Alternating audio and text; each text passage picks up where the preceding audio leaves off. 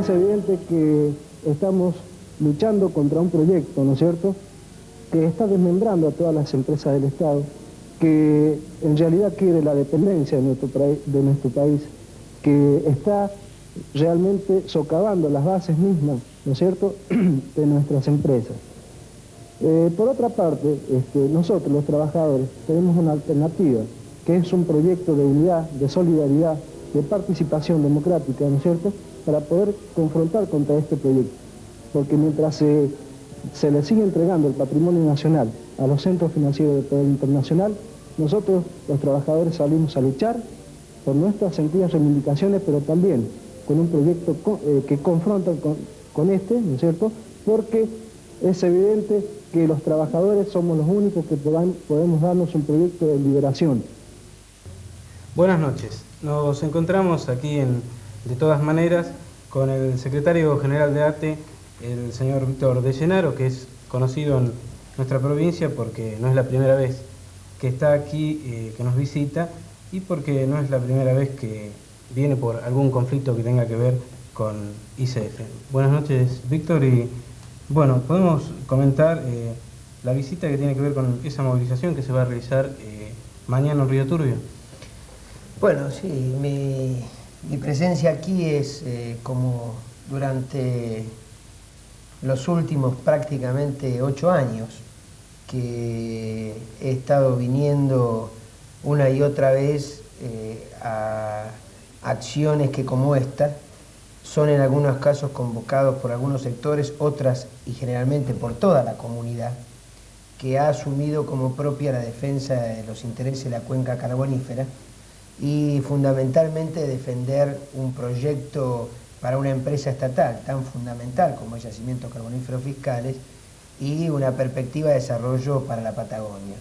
Como bien se decía recién en el parte de Los astronautas del socavón, una película hecha por el compañero Gerardo Vallejo, uno de los cineastas argentinos más importantes, el compañero explicaba claramente de que aquí hay un proyecto que está en juego, que es un proyecto nacional contra un proyecto antinacional en el país.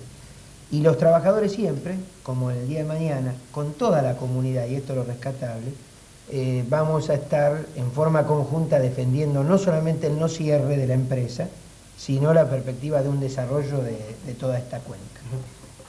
Scalabrini Ortiz, en su célebre libro Historia de los ferrocarriles argentinos, comentaba cuando se privatiza el ferrocarril oeste que hubo una política. Primero se lo endeudó y después se irritó a los usuarios con malos servicios, con encarecimiento en los precios, y fue toda una política hasta decir que esa empresa era ineficiente. ¿Cuál es el mito así de la eficiencia y la eficiencia de las empresas del Estado? Y si esa misma historia que hace muchos años ocurrió con Ferrocarriles Argentinos se ha seguido con el ICF. Bueno, yo creo que está claro que el Estado argentino no es ni bueno ni malo. El Estado depende de quién lo conduzca, será bueno o malo. Servirá o para los grupos económicos o servirá para el pueblo argentino. En la actualidad, en los últimos 30 años, lo manejaron todos los sectores liberales, lo manejaron todas las prácticas que endeudaron al Estado, lo caotizaron al Estado, los desmantelaron al Estado y producen cada vez servicios más caros y peores. O sea, el pueblo recibimos servicios más caros. Hoy el tarifazo no es para dar los aumentos a los trabajadores estatales, es para aumentar el proceso de acumulación de un Estado que termina pagando la deuda externa, que termina pagando subsidio a las grandes empresas, que termina, como hace pocos días, decía el ministro de Economía, 500 millones de dólares para financiar esta ruleta, que es el curro más importante que tenemos, que son las mesas de dinero. O sea que evidentemente estamos viendo como un Estado utiliza las empresas para terminar sirviéndole a los grandes grupos económicos. Lo que nosotros planteamos es que reformar el Estado. Entonces, reformar el Estado significa democratizar la participación de los trabajadores, de la comunidad que controle la utilización de los servicios y que permita que ese endeudamiento que hubo, que esa caotización que hubo, que esa burocracia que existe, que sea realmente modificada. La burocracia no está dada porque tengamos más o menos personal. La burocracia es un sistema de decisión que hace que, por ejemplo, nosotros, la comunidad, no pueda sacar un crédito bancario para hacerse una casa. Ahí hay burocracia para todos nosotros.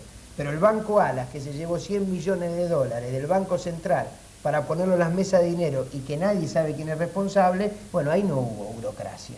Como no la hay burocracia buena o eficiente de la DGI para cobrarle impuestos a los grandes grupos que en nuestro país están ganando más de 8.000 millones de dólares en toda la renta agropecuaria de exportación, y que el pueblo argentino no puede retirar de allí una ganancia o un aporte para satisfacer las inversiones de producción nacional. O sea, como vemos, el Estado lo usa estos grandes grupos económicos para beneficio de ellos. Lo que nosotros planteamos es defender el Estado, pero cambiándolo como para que esté en manos, a partir de un gobierno del pueblo, en manos de los trabajadores y del pueblo. Durante el proceso se decía que había que achicar el Estado para agrandar la nación. Y hoy, desde un gobierno justicialista, ¿qué se dice con el Estado? Bueno, creo que hoy hay un gran debate y una gran pulseada. Llegar al gobierno es muy importante, y el 14 de mayo el pueblo argentino llegó al gobierno con un claro designio: no a la resignación, no al lápiz rojo, recordemos que se planteaba el lápiz rojo como solución, y fundamentalmente con la apuesta de cambiar esa política de decadencia y resignación que teníamos y que veníamos arrastrando. Evidentemente esa pulseada sigue. No se puede plantear cambios trascendentales, ser moderno y llamar a los mismos que son los responsables de la crisis del país. O sea, acá no podemos aceptar bajo ningún punto de vista, y mucho menos aquellos que hemos tenido una conducta histórica de lucha y defensa del movimiento nacional, de tener ahora el apóstol de la política económica, sea el señor Álvaro Alzogaray.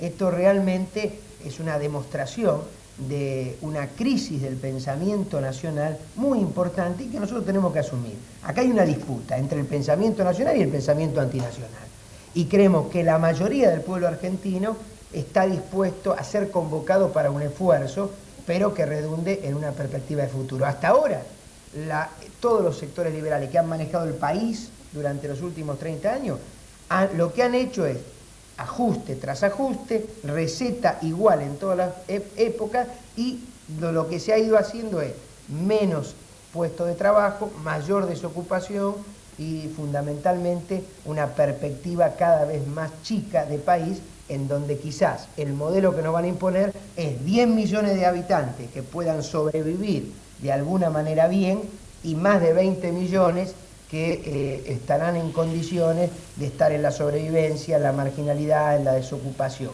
Este no es el modelo que aspira el pueblo argentino, y que evidentemente tiene que hacer que todos redoblemos esfuerzos para permitir que haya cambios posibles y viables. Bien, doctor Decenaro, vamos a continuar luego de un corte aquí en De Todas Maneras.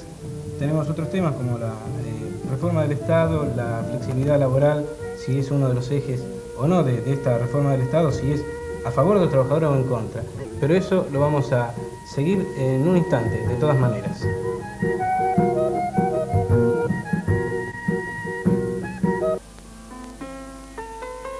El día 15 de febrero, los pueblos de la cuenca carbonífera, Río Turbio, 28 de noviembre, Julia Dufour, Mina 3, nos movilizaremos por la defensa y para el desarrollo de la cuenca carbonífera.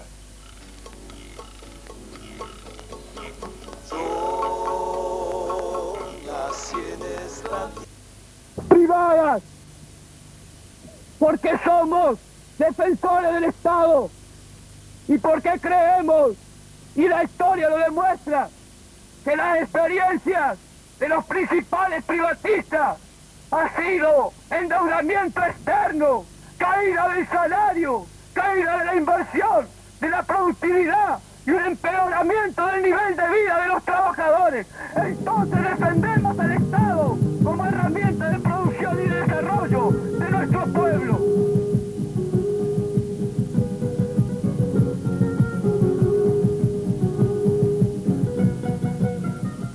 Y bien, continuamos en De Todas Maneras junto a Víctor Decenaro, y en ese testimonio que escuchábamos recién se hablaba del tema de la productividad.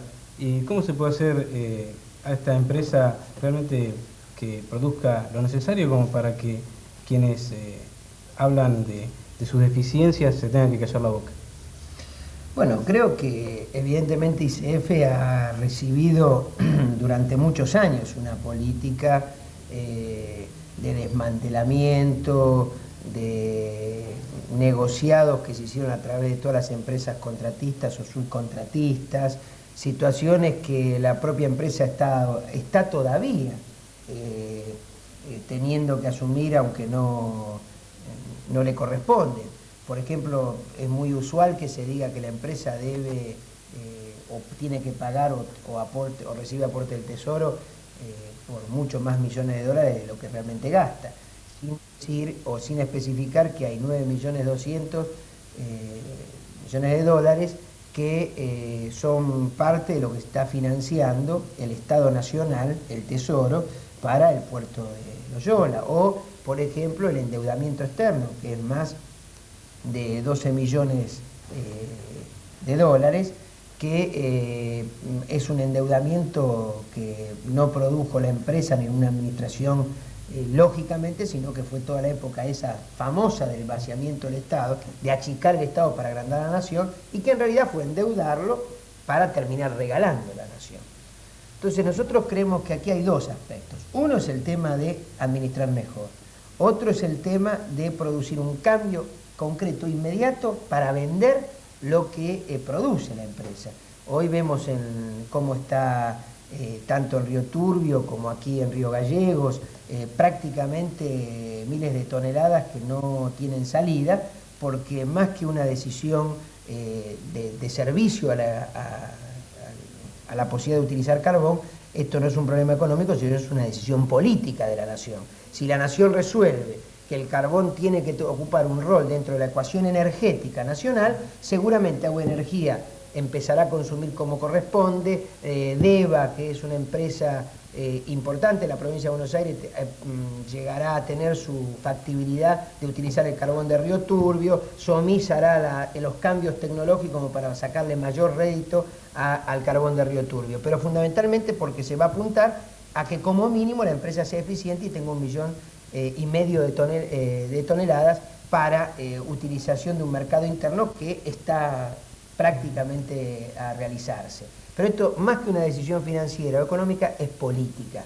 Es decir, yo voy a defender un proyecto nacional donde el carbón va a ocupar un espacio dentro de esta ecuación energética, cosa que hace la Unión Soviética, que hace Estados Unidos, que hace Inglaterra, que hace Polonia, que hace cualquier país que intenta tener una autonomía en el desarrollo de sus posibilidades y en el manejo de los recursos naturales en un área tan importante como es la energética. Después de esto viene la segunda etapa, que es la inversión, en donde ya no solamente se puede demostrar que no da pérdida, sino que puede dar estrictamente ganancias y que podría servir para el desarrollo de un área tan estratégica como es la Patagonia. En el tema de las inversiones, últimamente se está hablando como una salida de empresas japonesas, extranjeras. ¿Cuál es la posición de los trabajadores del Estado? Pero nosotros no tenemos problema de que se hable de inversión. El problema es que siempre acá, más que venir a poner, se han llevado. Hasta ahora, generalmente, los negocios no han sido negocios, han sido negociados. Y no hablemos de una empresa como YCF, hablemos de una empresa, en este sentido, como Entel o como lo que es Aerolíneas Argentinas o Vialidad, o hablemos de lo que significa la inversión. Aquí el puerto que se está realizando se paga 4 veces más de lo que en realidad cuesta. Si nosotros pensáramos que estamos pagando 100 millones de dólares más, con esos 100 millones se reactiva o se financia toda la inversión que hay que hacer en la empresa de yacimientos carboníferos fiscales. O sea que si no se diera una ventaja a toda esta patria contratista como fue en un determinado momento, hoy tendríamos solucionado el problema de dinero. Entonces, que vengan capitales extranjeros y todo esto, nos parece que no hay prejuicio real. Hasta ahora, lo único que han hecho es hacer negociados con todas estas cosas, no invertir seriamente para producir cambios en la realidad de las empresas. No hay una sola privatización, no hay una sola participación de capital privado que no signifique una pérdida para el Estado Nacional. Están prácticamente subvencionado. Mucho más si se hace capitalizando la deuda externa. Ustedes saben que un usurero en el barrio, en nuestro país, cuando uno no podía pagar, le liquidaba la propiedad. Como hoy no podemos pagar, no tenemos dólares para pagar a estos señores de los acreedores internacionales, quieren que le paguemos con propiedad de todos, del pueblo argentino. Y la propiedad del pueblo argentino son las empresas estatales. Entonces, como cualquier usurero, el Fondo Monetario Internacional, la banca acreedora, dice: yo quiero un pedazo de esta empresa que da ganancia. Claro, no quiere hacerse cargo de la que da pérdida. Lo que va a hacer es aquella que da ganancia, que permite que haya menos déficit, esa es la que se quiere llevar, aumentando el déficit del Estado, que es contradictorio. Nos venden el cuento que hay que achicar el déficit y lo que se hace es dar lo que da ganancia.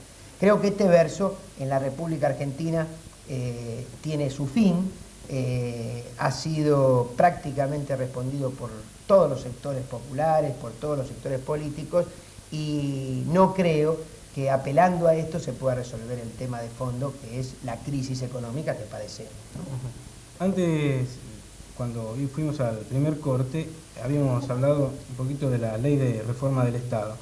Y dentro de esta ley, bueno, a caballito de ella pueden venir la privatización y la flexibilidad laboral, cosas que parecen ser que perjudicarían a los trabajadores, ¿no? Bueno, esto es lo mismo, todo. Reforma del Estado, nosotros queremos reformar el Estado. O sea, ojalá reformemos el Estado, ojalá hagamos una empresa eficaz para todo el pueblo argentino, que haya educación, que haya vivienda, que haya realmente teléfonos en todo el país, que haya agua cada vez más barata, o sea, que realmente tengamos una estructura de servicio para todo el pueblo, no para menos habitantes y más caro. Lo mismo que el tema de las leyes que permitan una discusión de la nueva actividad sindical y la nueva realidad del movimiento obrero. Obviamente habría que discutirlo. Si uno observa a todos los ideólogos, a los tecnócratas de turno, cómo nos venden de que hay que imitar a Europa y hacer flexibilización laboral, regulación de las huelgas, discusión de que el trabajo no tiene que ser permanente, que hay que defender la inestabilidad para producir una utilización del trabajo en todas sus formas y resolver el tema de la desocupación. Claro, lo que no dicen que en Europa, el que no trabaja, el desocupado, gana $600 como mínimo. O sea, aquí no ganamos ni 600 ni tenemos el promedio de los que trabajamos, $150, ni que hablar de los que no trabajan, que cada vez son más, que son subocupados o desocupados, pasan ya los 3,5 millones en nuestro país.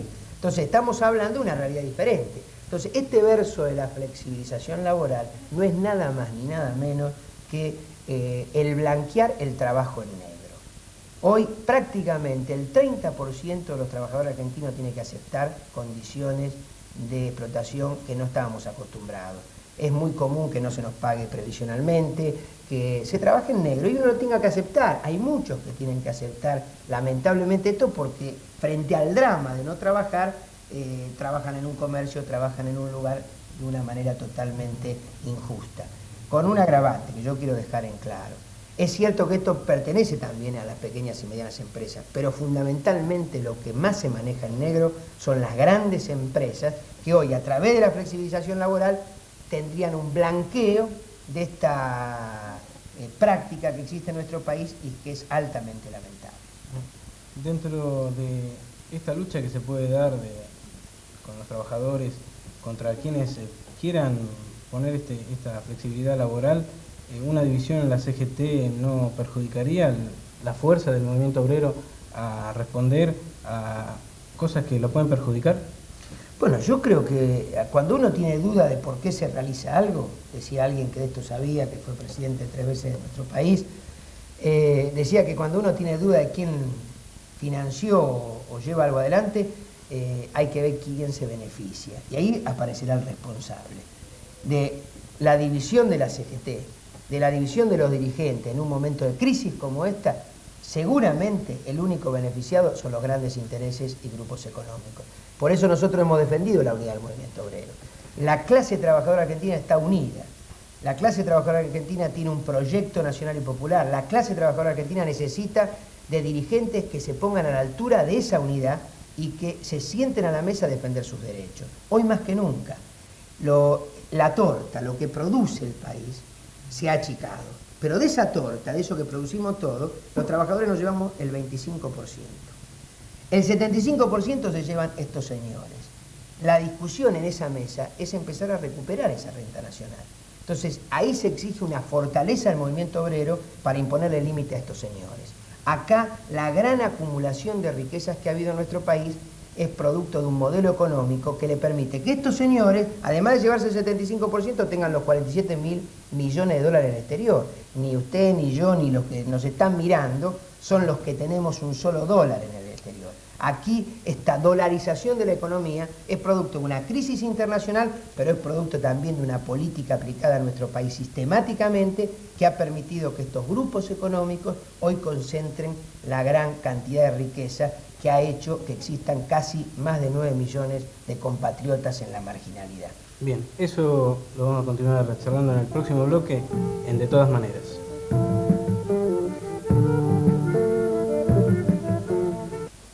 De Juan Millán y Telvina Vega. Nací en Río Negro. Soy descendiente de aborígenes de esta tierra, descendiente de una tribu que ya está en extinción aquí en la Argentina, araucanos, que es una de las tribus más poderosas que existió en la Patagonia.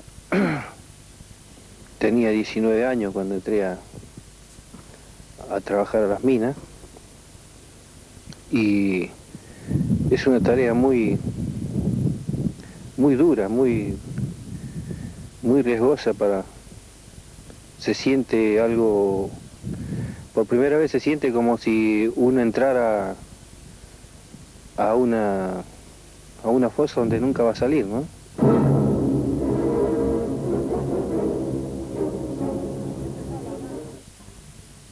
Y bien, continuamos en este último tramo de la charla en De Todas Maneras con el secretario general de ATE, Víctor De Gennaro. Y veíamos en este testimonio la historia que se ha repetido a lo largo de los años en la Argentina, la del país real y la del país que vive, pareciera que en Europa, la Argentina negra y la Argentina blanca. ¿Cuándo va a surgir el país real? ¿Cuánto faltaría para que surja un país real en nuestra Argentina? Bueno, esto es una pulseada, ¿no? Creo que en todos los años que hemos, y no solamente nosotros, sino mucho antes que nosotros, hay una pulseada entre toda una perspectiva nacional y una perspectiva antinacional. Es este país real contra el país que nos quieren vender, ¿no? Es el proyecto que evidentemente engolosinó durante muchos años a pequeños grupos que nos venden el sálvese quien pueda, que nos venden la posibilidad de imitar o de ir corriéndonos atrás del último vagón, en el último escalón de un proyecto que tiene más que ver con los intereses del centro que con los intereses del país real y nacional. Y en esto es una pulseada, no es una batalla que se gana de un día para otro, que no la gana solamente el ganar un sindicato, una elección o una movilización. Es una batalla cotidiana contra una ideología que es la ideología del no se puede, de la resignación, con la ideología de que ni los argentinos sabemos ni podemos, cuando la realidad demuestra todo lo contrario, que apenas se apela a los trabajadores y al pueblo, se encuentra una respuesta, una confianza, una capacidad, una vitalidad, como para crear el país real y encontrar las soluciones. Claro, lo que pasa es que no hay que tener miedo al pueblo. Para hacer esto hay que abrir la puerta, hay que abrir la ventana, hay que abrir para que esa realidad entre, penetre y sea dueña del auténtico poder de decisión. Creo que esto obviamente se puede ver diariamente, ¿no? Hay miles de ejemplos como hay proyectos de transformación en cada una de las empresas. Hace pocos días, en diciembre, nosotros hicimos una marcha en la Confederación General del Trabajo, para nosotros la única, la que preside el compañero Saúl Baldini, que nos juntamos todos los gremios estatales y presentamos proyectos alternativos para cada una de nuestras empresas, desde los trabajadores. Quizás cuando se den cuenta que los trabajadores somos los únicos que podemos transformar las empresas, nos convocarán y nos abrirán en serio la puerta de la decisión, ¿no? Volviendo al tema de ICF, ya para ir cerrando, hace instantes, en las últimas horas de la tarde, en comunicación telefónica, el gobernador de la provincia informaba que en diálogo con el doctor Mera Figueroa se le había llevado tranquilidad que no sería cerrado ICF. Y bueno, muchos podrían pensar, si no hay peligro de cierre, ¿por qué la movilización? ¿Por qué se va a hacer la movilización mañana en el Turbio? Bueno, primero porque yo creo que nosotros vamos a estar tranquilos, que ICF no se cierra cuando ICF sea una empresa altamente redituable para el interés nacional, sea rentable, esté dentro de esta ecuación energética, y no se va a cerrar si realmente se invierte esta política de desnacionalización de muchos años, de desmantelamiento, y no solo se administra bien, sino que además se empieza a proyectar una empresa altamente positiva para la nación. Creo que ahí terminaremos con esta posibilidad de cierre de ICF. Mientras tanto, es esta pulseada que alentaremos. Nos pone muy contentos que el presidente de la República haya asumido por una decisión clara el no cierre de ICF. Esto es una pulseada que lo hemos tenido. Ustedes recordarán que el ministro de Obras Públicas lo dijo a boca de jarro un día y rápidamente todos nos pusimos en marcha para evitar que esto ocurra a poco de haber asumido el señor Dromi. Bueno, hemos podido permanentemente estar lidiando contra esta posibilidad de cierre. Hoy en día la empresa está enmarcada, después de un esfuerzo de todos, y fundamentalmente los trabajadores en el reclamo y en las reivindicaciones, hoy está demostrando que todo este verso, esta falacia que el señor Neustadt y tantos otros plantean, que la empresa da grandes pérdidas, se ha ido cambiando y hoy empieza a tener una administración en donde no existe la pérdida o el déficit que existía anteriormente. Hay un cambio. Esto se va a consolidar si ganamos y generamos un proyecto de inversión en donde la movilización de mañana va a ser clave para garantizar que esto ocurra. Detrás de este fantasma, por así decirlo, del cierre de ICF, ¿no vendrá como corolario para los trabajadores que digan, bueno, ante el cierre preferimos la privatización? Mire, el problema, nosotros no somos privatistas ni antiprivatistas. Este es un verso viejo. Nosotros somos nacionales. Y la pelea es contra los antinacionales. Si nos demuestran que lo que se van a hacer es no hacer un negociado, sino van a invertir con riesgo en un área clave que posibilita desarrollar un sector, lo discutiremos. Ahora, si lo que quieren es nada más que llevarse la ganancia, mientras todos ponemos nuestro esfuerzo, bueno, esto no es... ¿Hay capitales nacionales hoy? Claro que hay capitales. Mire qué contradicción. Los presidentes de Latinoamérica se encontraron en Colombia hace un año atrás y denunciaron que en la última década se fue 8 veces el Plan Marshall. 8 veces el Plan Marshall. Significa que toda Latinoamérica, la Argentina incluido, exportó 8 veces lo que se utilizó para recuperar toda Europa. Ahora, ¿cómo es posible? Resulta que acá nos venden el verso de que necesitamos capitales para que vengan de afuera, y somos exportadores de capitales. Entonces, esta es la gran falacia. Aquí se van los capitales para un grupo de personas. Lo que hay que hacer es evitar eso y empezar a usar este dinero que genera el pueblo argentino en las necesidades y en la inversión del propio pueblo argentino. Este cambio es una decisión política que nos tiene que tomar a todos los partidos políticos, a todos los sectores comunitarios, a todos los sectores sociales. Y esto exige una pulseada muy difícil. Y por eso el país, yo no tengo duda, el 95% del pueblo argentino tiene su destino atado al destino nacional, no al destino de 3 o 4 vivos que son los que se vienen salvando, sino al destino del país, nuestros hijos. La perspectiva del desarrollo del país depende de la mayoría del pueblo argentino.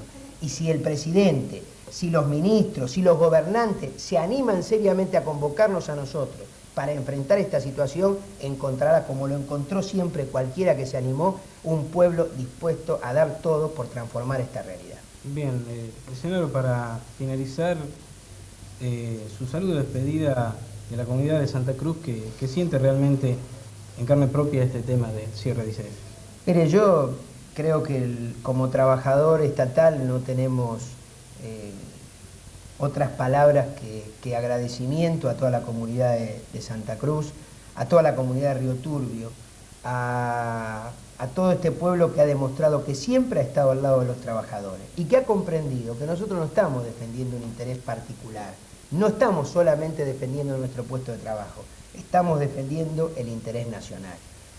Muchas veces los trabajadores estatales padecemos de una imagen que se nos vende por televisión también, como eso, las ratas que se esconden atrás de los escritorios escondiendo expedientes o perjudicando a la gente.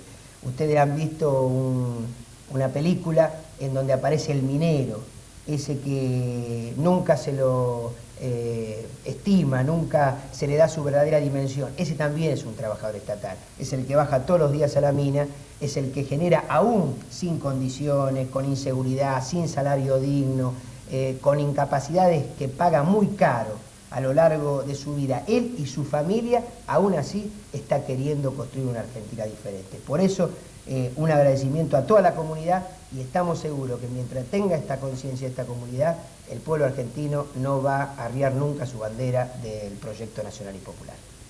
Bien, una última pregunta que surge a raíz de la situación esta de los mineros. Siempre aquí hubo alguna queja sobre ICF, el tema de los mineros y tanta gente que había de ICF con la empresa en Buenos Aires, que decían que pocos mineros mantenían a tanta gente en Buenos Aires. ¿Cuál es la opinión del secretario general de ATE? Mire, los trabajadores, tanto de Buenos Aires como de Río Turbio como de Río Gallegos, no tenemos ningún problema en discutir el destino de todos los trabajadores.